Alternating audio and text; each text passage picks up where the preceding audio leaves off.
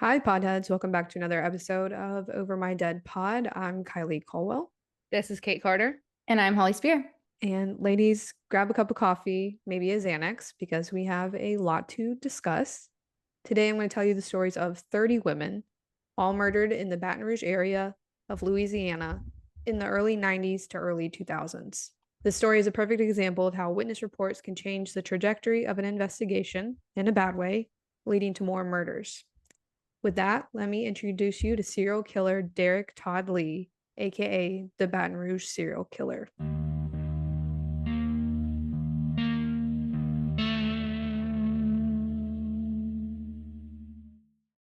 To start, Derrick Todd Lee is African American, and this is important to the story. You'll see why later. But for now, fun fact of the day is that an estimated only 15% of serial killers are Black. Derrick was born in 1968 in St. Francisville, Louisiana, which is a little northwest of Baton Rouge, where the majority of this story takes place. Derrick's early life was a stereotypical childhood of a serial killer, abusive dad who was in and out of prison. One prison stint was also for the attempted murder of an ex-wife. Derrick's dad had also been diagnosed with bipolar disorder and psychosis. By the age of 3, Derrick's parents got divorced, and his mom remarried his new stepdad, who, shocker, was also physically abusive to Derrick and his 3 siblings. I couldn't exactly figure out the whole kid situation, but between all of the relationships, Derrick's mom was looking after 13 kids in their house. I'm sorry. 13? A little chaotic. Derrick's life at school wasn't very peaceful either. He was frequently bullied for not being the brightest student. He was put into special education classes for having a low IQ. He was sucking his thumb up until middle school, and he frequently called his teacher's mom. By middle school, Derrick started killing small animals he would find, a telltale sign. He also started spending his time after school peeping into neighbors' windows, watching the women undress. With the whole mommy thing on his teachers, that's just really sad. I love that it's the killing of the animals right away. I mean, Like the triad, it's like the bedwetting, abuse to animals, and there's something else. Kind of like arson. Yeah, something like that. Which, funny you say that, things started to escalate. By 13, Derrick was arrested for the first time for burglarizing a candy store and then beating a woman outside who tried to stop him. And then by 16, he was arrested again for setting a car on fire in an attempt to get insurance money for it. That same year, though, he was also arrested on suspicion of murder, but let go for a lack of evidence. And I couldn't find anything else about this arrest. I don't even know who the victim is. I assume because Derrick hasn't been officially tied to it, but I apologize. But by the 11th grade, Derrick dropped out of school and just started doing his thing whenever he wanted. Multiple times, Derrick was arrested for voyeurism, burglary, and stalking. Here's the thing though, despite having a low IQ, Derrick was known to be super charismatic and smooth, and he was able to talk his way out of being charged for all of these things. He would play it cool like it was just a misunderstanding or a mistake. He would also use the fact that people knew he was a bit slower than others to his advantage. He was such a smooth talker, he was able to find a woman and get married in September of 1988. The couple moved to Zachary, Louisiana, which is a suburb of Baton Rouge, and they had 2 kids together. Things were normal for like 1 year. That's it.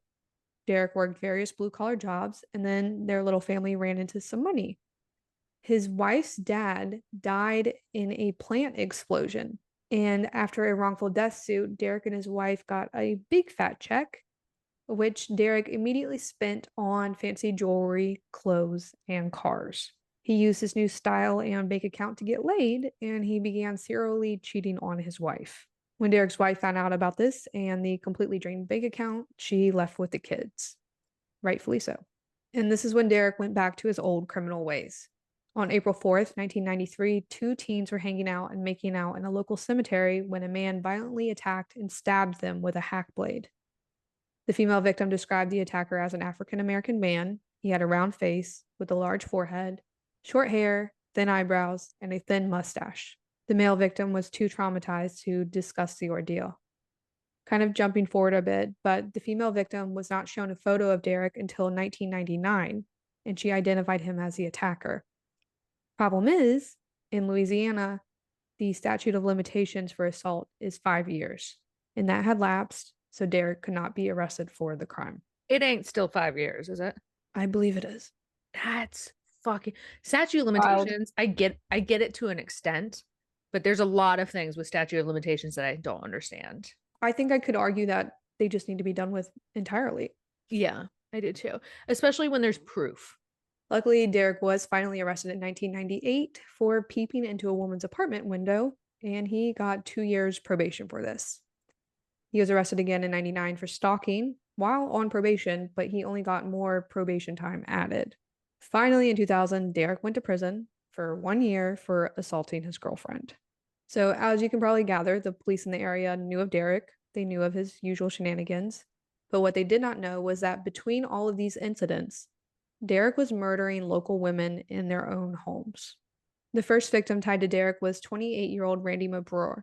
On April 18th, 1998, a neighbor in the Shadow Oaks area found Randy's 3-year-old son wandering down the street alone. The neighbor led the boy back to his house and stepped inside to find Randy, but she wasn't there. The house had been completely destroyed, furniture flipped over, things were just a mess. There was also a large amount of blood and clumps of hair on the floor. I couldn't figure out how they figured this out, but police said that Randy's car had been moved, but the keys were missing. And police actually immediately thought of Derrick, who lived only a couple of blocks away. They went to his house to talk to him, and he consented to a search.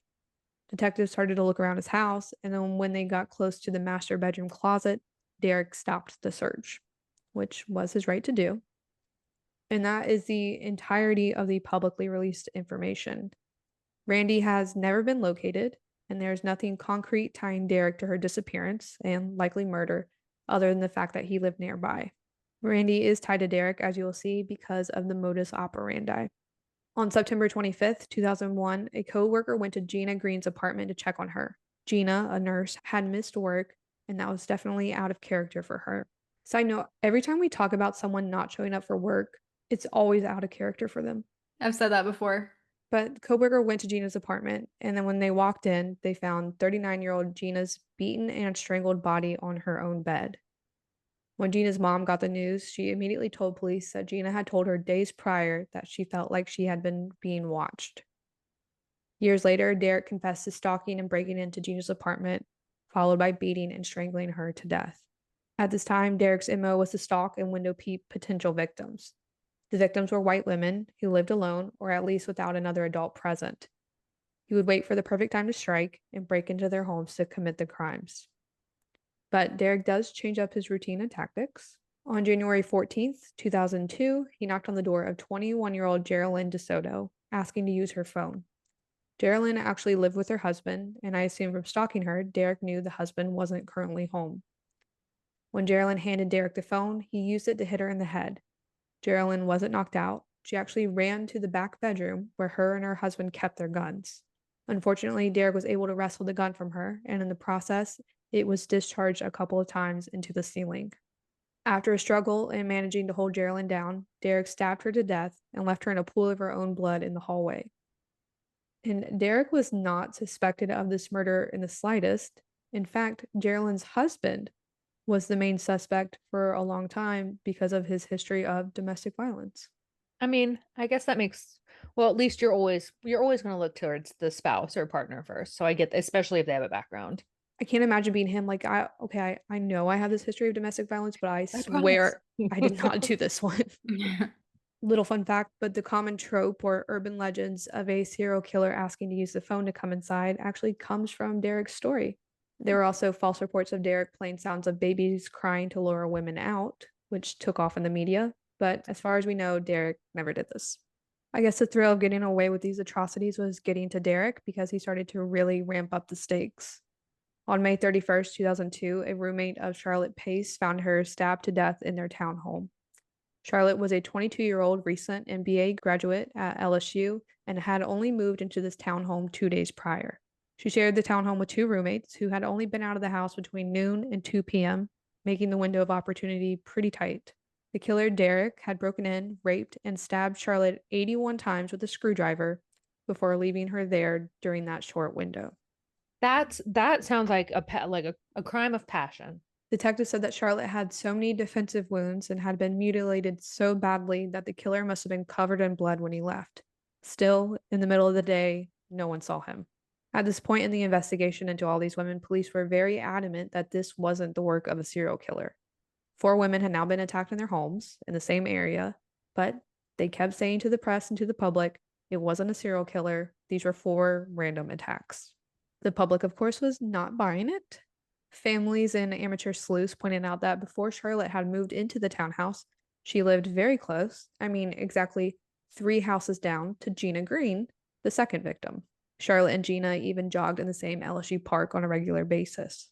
1 month and 9 days after Charlotte's murder, hers and Gina's cases were finally connected with the same perpetrator's DNA being found at both scenes.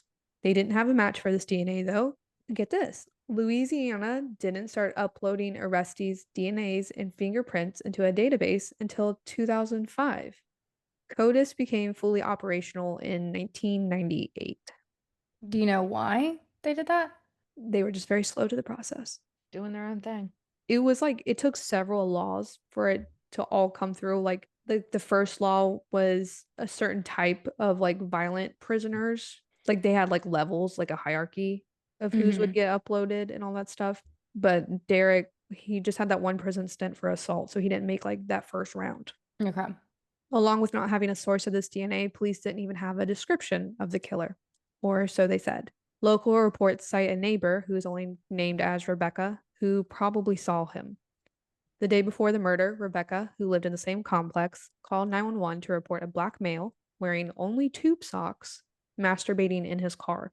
No officers ever showed up, and when asked about this report, the Baton Rouge Police Department said that they have no record of such a call. Oh no. Not the tube socks. A little over a month later, Derrick would strike again, and this one is a little different. This is the first time the victim was also African American. 46-year-old Diane Alexander answered a knock at her door. It was who we now know as Derrick, asking to use the phone. He said he was doing construction for a nearby family and needed to use the phone to get the specific address. Diane handed Derrick the phone and a phone book through the cracked door and watched him as he flipped through the pages and dialed numbers. At one point, Derrick asked to speak to Diane's husband. She said he wasn't home. At that point, Derrick grabbed Diane and drug her into the house at knife point. Once in the living room, Derrick turned off the air conditioning, presumably to be able to hear better if someone pulled up. He then began to attempt to masturbate. Diane was able to get up off the floor and grab the knife, but Derrick was able to wrestle it back. He then cut an electrical cord and wrapped it around Diane's neck. Derrick then attempted to rape Diane, but he still could not get it up, so instead he began to feverishly beat her. He repeatedly punched Diane in the face and stomped on her stomach.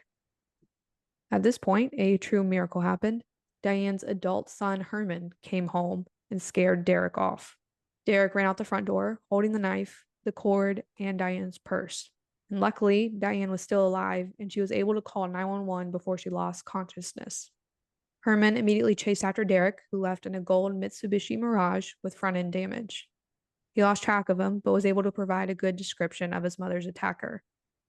And even more luckily, Diane Alexander survived.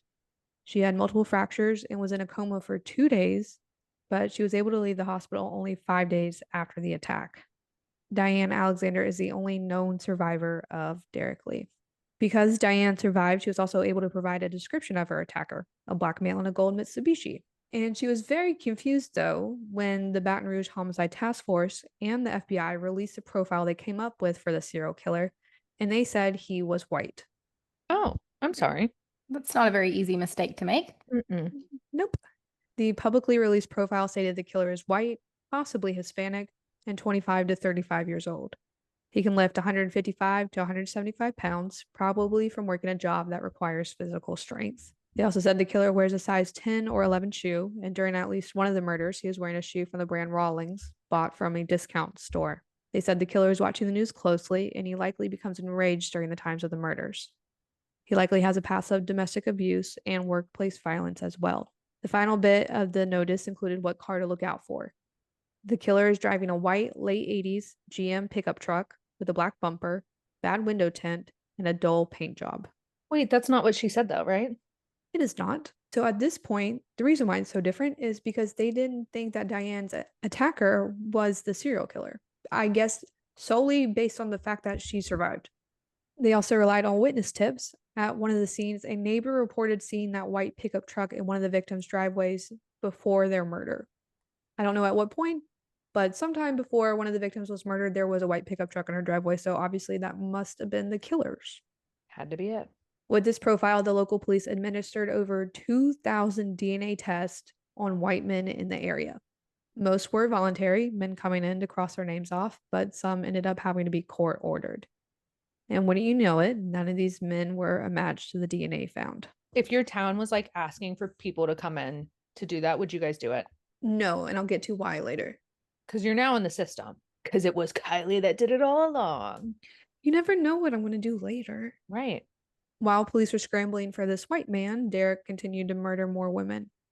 On July 12, 2002, Derrick entered through the unlocked front door of a home belonging to 44-year-old Pam Kinnamore. Derrick grabbed Pam out of the bathtub, tied her up, and put her in the back of his car.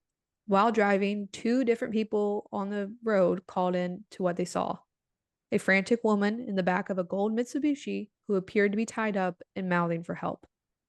A woman recorded the license plate number and gave it to police. A truck driver also called it in and reported what he saw over his CB radio. But the police never made it to Pam.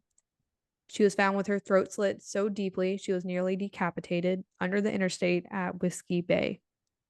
In fact, she was so mutilated that she was only identified by the earrings that she was wearing, which her husband recognized. Derrick did also remove one of her silver toe rings and he gave it to one of his little girlfriends. Not the toe ring. Those were the days of toe rings. Those were the days. Oh, missed them. My grandma still wears them. My grandma does too. My grandma's dead. Too soon, Kate. Oh, sorry. But lucky again for Derrick, the sperm sample recovered on Pam was too insufficient for a DNA profile. With this murder, Derrick's MO began to evolve again. Everyone up until this point, besides Randy, who has never been located, were left in their own homes. Now, Derrick was moving these women before murdering them. In November of 2002, Derrick murdered his second African-American victim. 23-year-old Army soldier Trenisha Dene Colomb was abducted from her home in Lafayette. Trenisha was reported missing, and her car, with everything inside, including the keys, were found shortly after near a local cemetery. 3 days later, Trenisha's body was found by hunters in the woods near Scott, Louisiana. Trenisha had been raped and then fatally bludgeoned with a heavy object. We have one more murder to discuss, for now at least. On March 2nd, 2003, 26-year-old LSU grad student Carrie Yoder was abducted from her home in Baton Rouge. She was reported missing 3 days later when everyone returned back to campus from Mardi Gras, and they realized she was gone. 10 days after being abducted, Carrie's beaten body was found at Whiskey Bay, where Pam's body was. Carrie's parents have said they believe she was home alone, working on her computer when she was taken, probably from behind. After this, she had been raped, beaten, and ultimately strangled to death. Finally, we're getting to the point in the story where police seem to get it. After all those 2,000 DNA tests came back as not a match, they sent the DNA off to a company for further analysis. This company was like, well, here's your problem. Your suspect is 85% African. And it wasn't until this exact moment did police connect Diane Alexander's attack to the murders, and they finally released a sketch done from her and her son's statements. So almost immediately after the sketch was released, 2 sex workers from local truck stops called into the tip line. They knew the guy in the sketch. He was a frequent customer, and he drives a gold Mitsubishi. And his name is Derrick Todd Lee. They look into Derrick, and they see his criminal history, the voyeurism, the stalking, the window peeping, the assaults. They also saw his prison stints, and wouldn't you know it, there was no murders when Derrick was in prison. So they go straight to his house on May 10th, 2002, and they convince Derrick to voluntarily give up a DNA sample. Investigators are like, hey, you know how we just asked all the white men to give their DNA? Now we're just asking all the black men. We just need to cross you off and move on. No biggie. I'm shocked he said yes. He has a 65 IQ. That'll do. That'll do it. After this, the Baton Rouge Police Department got a call from the nearby Department of Zachary. Police there said they saw the sketch, and they're like, that's Derrick. Zachary was where Derrick lived for the majority of his life, so they knew him from all the smaller crimes, and they also actually had his DNA in their own system. Some police departments are collecting and storing DNA. Some are collecting it, just testing it, throwing it out. But there's no state database, and they're not putting it into the national database. So all 3 samples matched. Derrick Todd Lee was the Baton Rouge serial killer. There was a problem though. While police were running these DNA samples, Derrick took his kids out of school, and left town with them and their mother. Within a few days, Derrick was added to our favorite, America's Most Wanted Top 10 Fugitives at number 3. Luckily, police were able to track his movements from Louisiana to Detroit, Chicago, and finally to Atlanta. For 5 days, police looked for Derrick in Atlanta. On May 27th, 2002, he was finally arrested while hiding out in a motel. The arrest was uneventful. Derrick simply gave up, handed them his ID, but he didn't say anything. He waived extradition, and he was brought back to Louisiana on 5 murder charges. So, only 5. We're at 7 murders that we know of, with DNA evidence in most of them. More frustratingly, Derrick only went to trial for 2 of the murders. After a psychiatric evaluation, Derrick was found to have an IQ of 65. In most circumstances, under 69 is considered an intellectual disability, but Derrick was still deemed fit to stand trial. You can fake an IQ test. If you're on trial and about to get charged and convicted of multiple murders, and you know these days you'd probably get like death sentence, are you faking it? Yeah. See, but do you want to be known as like the special needs kid that went crazy? I'd rather be in a nice, cozy hospital than prison. That's true, because they're gonna think you're dumb in the hospital, and the whole time you're probably like living your life. Oh, I'll be whatever I need to be. They got coloring pages at the hospital. They don't have those in prison. That's right. Judges, prosecutors, listen to what they just said. Nope, we're cutting that out. Okay. In August of 2004, Derrick was sentenced to life imprisonment without parole for the second-degree murder of Geraldine DeSoto. Geraldine was the one who attempted to shoot Derrick, and her husband had been suspected of her murder, just to jog your memory. The prosecutor didn't seek to get a first-degree murder charge because Geraldine hadn't been sexually assaulted. So Louisiana law is a little different. I had to look it up, the difference between first and second-degree murder.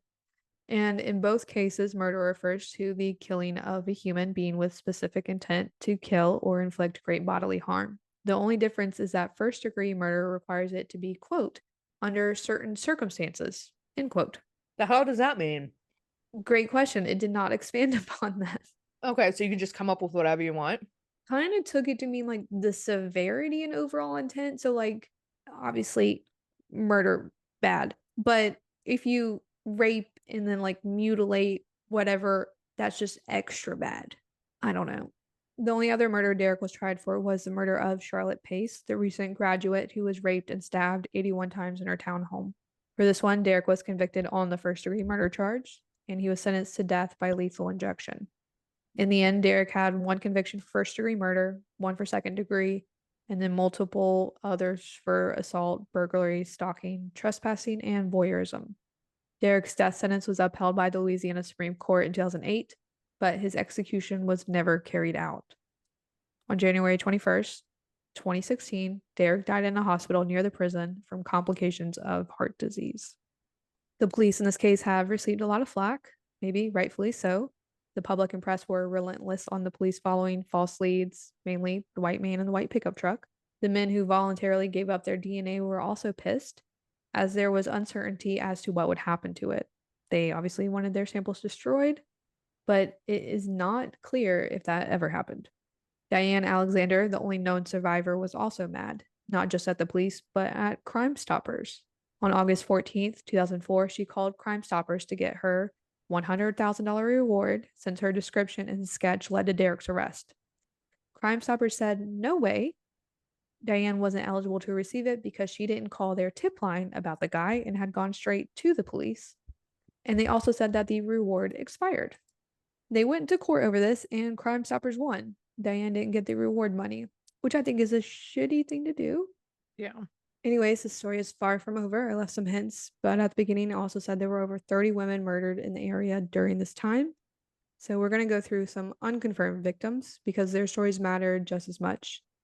And the first victim, I honestly am not sure why she isn't confirmed. You'll see why in a second. On August 24th, 1992, 41-year-old Connie Warner disappeared from her home in the Oak Shadows neighborhood. She lived 1 block away from Randy, the very first victim we talked about, and so close to Derrick that he could see her house from his front porch. Connie was reported missing by her daughter Tracy, who lived with her, and Tracy told police that a week before Connie disappeared, there was a peeping Tom at the house. Sound familiar? Connie's car was in the driveway. There were bloodstains and vomit inside. In the house, there was more bloodstains and evidence of a struggle. Police theorized that whoever took Connie put her into her own car, dumped her somewhere, and then put her car back into the driveway, just like Randy. A week later, Connie's severely beaten body was found near Capitol Lake in Baton Rouge. Her cause of death was a skull fracture. Unfortunately, 2 days after Connie had been abducted, Hurricane Andrew hit the area and washed away any potential evidence. Derrick had actually been looked at as a person of interest in this case at the time it happened. His name was on Connie's file at the Zachary Police Department, but he has never been officially connected. But I think it's safe to assume he most likely didn't. Yeah, I agree with that. The second victim on the list is a bit iffy, though. On June 14th, 1997, 34-year-old Eugenie Boisfontaine disappeared while walking near the LSU lakes. Over the next 3 days, her driver's license, credit cards, and keys were found nearby. 3 months later, her body was found in Bayou Manhack with an obvious skull fracture, and sexual assault was also suspected. The cause of death and dumping of the body definitely aligns with Derrick's MO. Eugenie also lived really close to victims Gina Green and Charlotte Pace. But as far as we know, Derrick never abducted women from out in public. He stalked them and waited until they were home alone, carrying out his mission from there. In 2005, police announced that DNA found at the scene wasn't a match to Derrick. They didn't disclose what type of DNA was submitted or where it was found. Not saying it's not Derrick, but as we know, DNA can be left by anyone, innocent or not, and including an official on the scene. This case is still open and ongoing. To me, at least, Derrick shouldn't be crossed off the list just yet. A third victim often tied to Derrick was 23-year-old LSU grad student Christine Moore. Christine had disappeared in May of 2002 with little to no clues. Her car was found abandoned a short time later near campus, but it wasn't until her skeletal remains were found on the same road a month later did anyone realize Christine had been met with foul play. The only thing police could determine was that Christine died from a skull fracture, and due to how long she had been sitting out in the elements, there was no evidence. But I don't have to say it. Derrick liked to abduct women from their homes and use their own cars to transport them. And the final victim on this list was abducted in a different way than the others, and this story is kind of nuts. So we have Mary Ann Fowler. She was 65 years old at the time of her disappearance on Christmas Eve, 2002.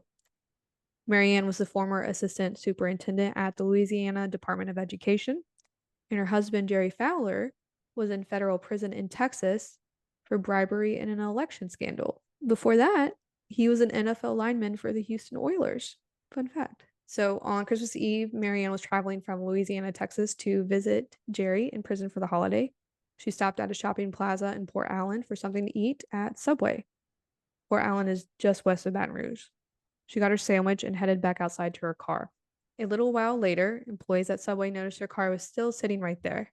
So they go out and they see Mary Ann's sandwich, purse, car keys, and even her acrylic fingernails were on the ground. The employees called the police, who pulled surveillance footage from a nearby liquor store. The footage showed a dark pickup truck beside Mary Ann grab her as she came out and drive off. And this was the last time Mary Ann was ever seen. No body, nothing. And if you see Eugenie as a victim of Derrick's, this would be his second public abduction. Mary Ann lived alone since her husband was in prison, so it would be way easier to abduct her from there. If he was stalking her like he did with the other victims, maybe this was just a crime of opportunity. There is more evidence pointing to Derrick, though. At the time, Derrick was driving a maroon pickup truck. When police announced they were looking for that truck, Derrick sold it 4 days later.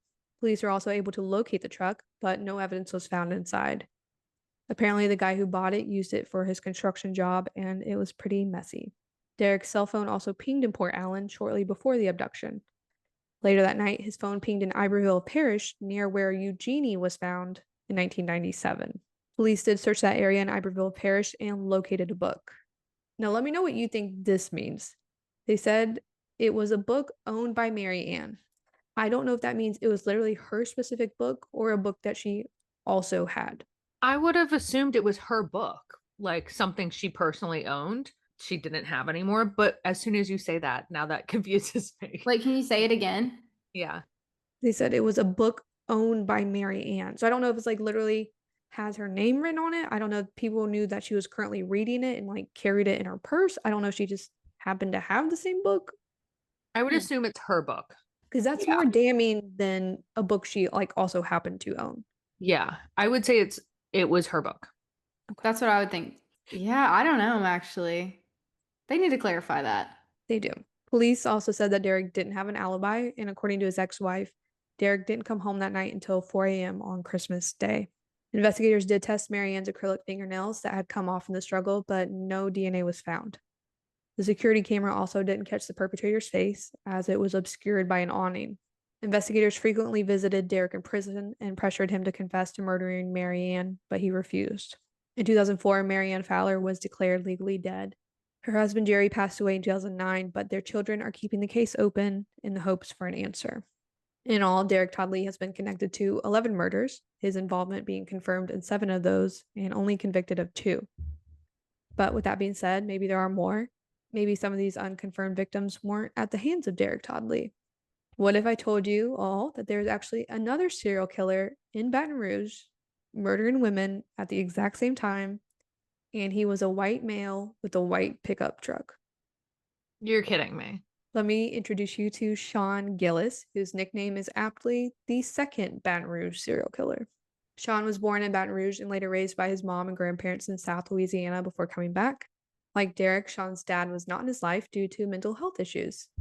His dad left when he was 1 and spent the rest of his life in and out of psychiatric institutions. Sean also started committing crimes at a young age like Derrick, but his, I would say, weren't as bad or that much of a red flag at the time. He had been arrested for like criminal trespass, DUI, marijuana, contempt of court for skipping out on paying traffic citations. His first red flag came in 1992 when he was caught peeping into a neighbor's window. Sound familiar? I don't think he was arrested for this because I read one article that said he used the excuse that he was like looking for his cat. Anyways, other than that, Sean was just your average degenerate. He dropped out of school and couldn't keep a job because he was addicted to pornography. He lived with his mom, and when she later left the state for a new job, he stayed in her paid-off house, and his mom would send him money every month. Despite this, Sean was able to get a girlfriend in 1994. Her name was Terry. But let's get into what Sean Gillis did to 8 women in Baton Rouge from 1994 to 2004. There isn't much information on a lot of these victims or what was done to them. The majority of what we know publicly actually comes from Sean himself. According to Sean, he began killing because of stress. And on March 21st, 1994, Sean murdered his first victim. That night, he snuck into St. James Place, a retirement home, and attempted to rape 82-year-old Ann Bryan. When Ann started screaming for help, Sean got scared and began to repeatedly stab her. Ann was stabbed over 50 times, and her throat was slit so deep she was almost decapitated. Sean then snuck back out and went home. Ann's demise wasn't discovered until the next morning by a nurse making their daily rounds. Ann Bryan, being the first victim, doesn't really have anything in common with the other victims we're going to talk about. She was the only victim that wasn't taken elsewhere and disposed of. She was also significantly older, and most of the other victims were young sex workers. And in my forensic opinion, I think he picked an elderly woman as his first victim as like a trial run. I think so too. I agree with you on that. Yeah. I mean, I feel like that's almost not all of them, but like a lot of killers do that. And I guess he was happy with what he had done because he went dormant for 5 years. He even told a reporter, they were like, "Why'd you stop?" He was like, "I didn't feel the need to kill because I was happy." After the murder of Ann Bryan, Sean's porn addiction got more graphic and intense. He started watching porn that involved or portrayed rape, torture, and even murder. He even showed his girlfriend Terry some of it, and she just laughed it off, thinking he was joking. Terry is kind of oblivious, you'll see, but she was like, "Okay, I think you need to get a job. It'll be good for you." She got him a job at the convenience store she worked at, which, wouldn't you know it, was directly across the street from the retirement home that Ann Bryan had been murdered at. Coincidence? So this is like the only job that Sean actually stuck around for because the whole time he could just look across the street and remember what he had done there. Yeah, he was loving it. He kept his cravings at bay until January 4th, 1999. That night, he enticed 29-year-old Catherine Hall, a sex worker, into his car. Once inside, she was strangled with a zip tie. Catherine attempted to fight back, but Sean ended up stabbing her in the left eye and neck before raping her corpse. The next day, Catherine's nude body was found on a rural street under a dead-end sign. In early May of the same year, Sean began stalking a woman he had regularly seen out jogging. On May 30th, he found her again. 52-year-old mom of 3, Hardy Schmidt, was out jogging around 5:30 a.m. on Quail Run Drive. Sean pulled up behind her, then struck her with his white truck, knocking Hardy into a ditch. He pulled her out of the ditch with a wire around her neck, forced her into his truck, drove her to a park, raped her, and killed her. He then put her nude body in the truck and left her there overnight before dumping her. On June 1st, Hardy's body was found in a bayou 35 miles from Baton Rouge. At this point, Sean's desires started to get even darker, if you could believe it. On November 2nd, 1999, he strangled 36-year-old Joyce Williams with a zip tie. Afterwards, he took her body to his house, began to mutilate it, cutting off bits of skin and her nipples, and he ate them. What? Another little fun fact, Joyce's body was in the trunk of Terry's car when Sean picked her up from work that day. Joyce Williams' bones were not found until January of 2000. That same month, another sex worker went missing. Her name was Lillian Robinson, and she was 52 years old. Months later, her body was found at Whiskey Bay by some fishermen. Probably don't remember, but this is where Pam Kinnemore's body was found, one of Derrick Lee's victims. Lillian had been strangled and thrown from the bridge. Sean also confessed to strangling Lillian with a zip tie and taking her back home. However, he didn't have time to mutilate her because his girlfriend Terry was getting home from work soon. And this might be a good time to stop and talk about the investigations. Drumroll, please. There was none. Worth none. All of the agencies working on what would be Derrick Lee's case assumed that all of these victims were also his. Wow. Especially when Lillian was found where Pam was. Both were abducting women and dumping their bodies, for most victims at least. There were sexual assaults, stranglings, and beatings.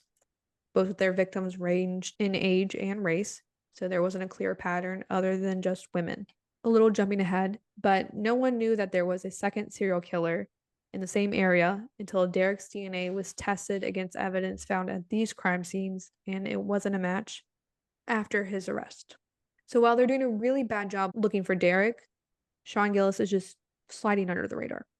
In October 2000, 38-year-old Marilyn Neville's corpse was found on top of a levee, just out in the open, with no attempt at hiding her. Marilyn was also a sex worker that had not been reported missing. Police didn't even know about her until Sean later confessed. You guessed it, he strangled her with a zip tie before bringing her home to mutilate her. He also said that he showered with her corpse. Why? I have no explanation other than he's a sicko. The seventh victim was actually known to Sean. She often cleaned his house. Her name is Johnny Mae Williams, and she was only 45 years old when Sean invited her out to the woods for a hangout and bonfire with friends. There, he brutally beat and raped her before strangling and slashing her body with a knife. This time, he posed her corpse in the woods for pictures before dumping her. It was literally not until Johnny's body was found did police realize something was up, and they finally called in the FBI for help. Unfortunately, Sean Gillis claimed one more victim before his capture. On the night of February 26, 2004, he lured 43-year-old Donna Johnston into his car. Reports and Sean's confession said she was drunk. I think he met her at a bar or something. But once in the car, Sean raped and strangled Donna. Afterwards, he cut off her breast, gouged out a tattoo on her thigh, and cut off the bottom half of her left arm. Donna's body was found the following day. Reports vary on if she was found in a drainage canal near LSU or at an abandoned lot by a dog walker. Either way, the murder of Donna Johnston was the one that would finally show some investigative progress. Police were able to get good impressions of tire tracks found near her body and matched them to a very specific tire. This tire had only been manufactured for about 3 years and had only been purchased 90 times in the Baton Rouge area. So they literally went down the list of everyone who had bought them, talked to every single person until they got to Sean. Sean, turns out, is not a good liar. Right away, he was like, oh, well, I was in that area where you all found Donna like 6 days before that. Oh, and Johnny Williams was a friend of mine. So if you swab my truck, yeah, her DNA is going to be in there. And also, if you go into my truck and you happen to find blood in there, that's from my girlfriend Terry. She has some condition that makes her bleed. Okay. Okay. Yeah. Don't know what that condition would be. Terry was asked about this, and she told the police that she doesn't remember a single time she bled in the car. Luckily, Sean agreed to give a DNA sample. And when it came back 2 days later at 1:20 in the morning, SWAT busted down his door and arrested him. Inside the house, police found body parts. They found a hacksaw, machete, knives, and zip ties. Some of them still had the victim's blood on them.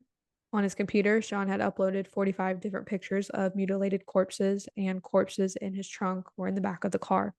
Another fun little thing they found was news clippings of Derrick Todd Lee's work and his victims. Sean had cut them out and saved them in a little scrapbook because he was such a big fan of his. I love that. Wild. Yeah. That's a fun fact that like he kept them. I think there was literally like a Criminal Minds episode where there's 2 serial killers in the same town and they're like trying to like outcompete each other. They're like obsessed with each other. Yeah. So Sean was arrested and brought in for questioning for the murders of Donna Johnston, Johnny Williams, and Catherine Hall. And at this point, those were the only 3 murders connected to him. Within a few hours, he had fully confessed to everything, even the other 5 that police didn't know about. In 2007, Sean pleaded guilty to the second-degree murder of Joyce Williams, and in 2008, he was found guilty of the first-degree murders of Catherine Hall, Johnny Williams, and Donna Johnston. The second jury trial was deadlocked on the death penalty, and Sean ended up being sentenced to life in prison, where he sits today. And that was the second Baton Rouge serial killer responsible for at least 8 of the murdered women in the area and convicted of 4. These stories just show how inattentional blindness can lead investigators down the wrong path and ultimately cost lives. I've kept you guys here long enough, so I'll wrap it up. But just to keep your mind racing and wanting more, there were actually 2 more serial killers in Baton Rouge at the same time. Dude, Baton Rouge, chill out for a little In the bit. water Man. over there. Good God. It's that swamp water, guys. Yeah. But at the same time, so there was 4 all at the same time doing the same shit. Yep. One of them you guys know about. I'll cover it in my next episode. I'm excited. What a hook, Kylie. Shall we jump into overtime? Well, my grandma died. Yes. Let's talk about that. Let's debrief that. I do feel like this is a murder podcast. She was not murdered. Or was she? R.I.P. Babcha, 97 years old, lived a great life. Crazy Kate, why life. don't you share her stories about the Holocaust? I feel like you could go on for hours about stuff like that. But my babcha, that is Polish for grandma, was a very cool woman, lived many lives, and was born in the 20s in Poland. And her family was able to escape the Holocaust. Her mom, turns out, was a spy, like a good spy, and helped their family like leave the country. And she ended up living in 4 different countries by the time she was 18 years old. And then she met my grandfather when she was 21. And then they were together until death do them part, which like is a really long time. It's a very long time. I like how you had to specify she was a spy for the good side. Yes, she was. It was a positive thing. Good to know. But, like, how cool is that? Fascinating life, very cool life. But she was the matriarch of our family, and she got to meet Millie many a times. And she was at the point where she thought Millie was like one of her kids, and so she always would be like, "Bring me the baby." She I'm was like, one of her yes. kids. Yes. Yeah. Cute. That was her So- baby. And that was her Bring me the first ever and her only to this date great grandchild. So that's cool Aw, to be able to very see cool. that. Millie's gonna be able to have bragging rights. She will. She'll have that over the next baby. But I actually ended up missing out on Holly's bachelorette. But I feel like because I like helped plan it and I was a part of the group text, I was pretty much there. I was living vicariously through all the messages. Parts of it I was cool with not being there, and then the other part I was in bed when Kylie called me one of the nights, and I was already like going to sleep, And we were going to dinner. and you guys were Oh going- yeah, we kept being like, Kate would be asleep like 4 hours ago Well, when we also were about you totally to have dinner. forget like Arizona's 3 hours, 4 hours. 3 Yeah, for me. right. I don't understand. I don't understand time like No, that. I think it No. was Far. three from Florida. Okay, so far. Time zones are never anything that I've ever fully wrapped my brain Yeah. around.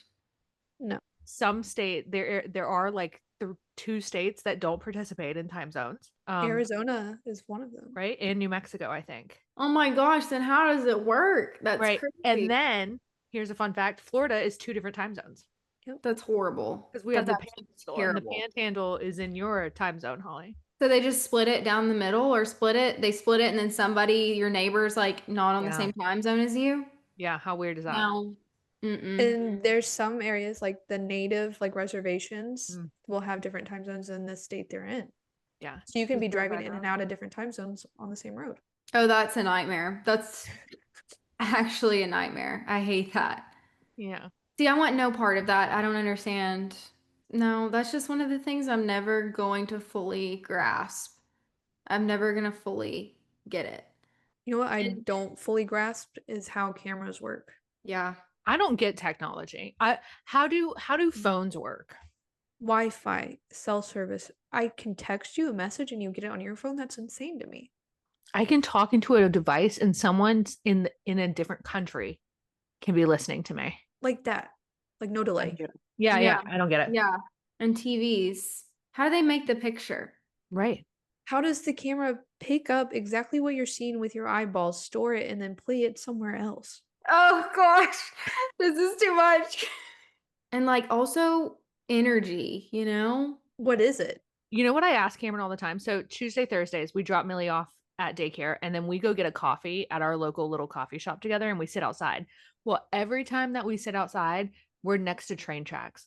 I do not understand the horsepower it takes to push trains. I don't get it. Yeah, how does rock make thing go? That's what I was about to say. I watched this video of like this what powers big huge cargo ships and it's like this jelly like coal substance and they're just shoveling it in and I'm like, okay, you shovel it in and then what? And then Right. what happens? You Like, put it and it in there. catches fire. Okay. How does fire? I don't know. Even gas. How is gas? I don't understand it. Also, how did anyone discover any of this? Who came up with milk? Why are you drinking from the udders of a cow? We've made it so normal and it's so not normal. It's It's not. weird. I like eggs, but if I think about them for too long, it really starts to affect me. Same. I actually can't think about when I also can't stare at like that when I crack an egg and before I'm about to stir it and stuff. I can't stare at it for too long because it makes me think things. Oh, I'll Yeah. be like eating eggs and halfway through realize what Done. I'm eating, and then I can't eat eggs for like 6 months later. Yeah. Me too. Exactly. I can't think when I'm eating eggs. Why are we so stupid? See, Why we're are not we supposed here? to. I just think that these things I'm not supposed to know. Yeah. Yeah. We know enough. I know I know enough to be happy in the life that I have. I don't need to know these complicated things. Right. And with that, we're gonna go do some research. And we'll see you next week with another episode. And make sure you follow us on all the social medias at OverMyDeadPod. Go ahead and watch the YouTubes. Check out our website, overmydeadpod.com. See you next week. Bye. Bye. Bye. Bye, Millie. Bye.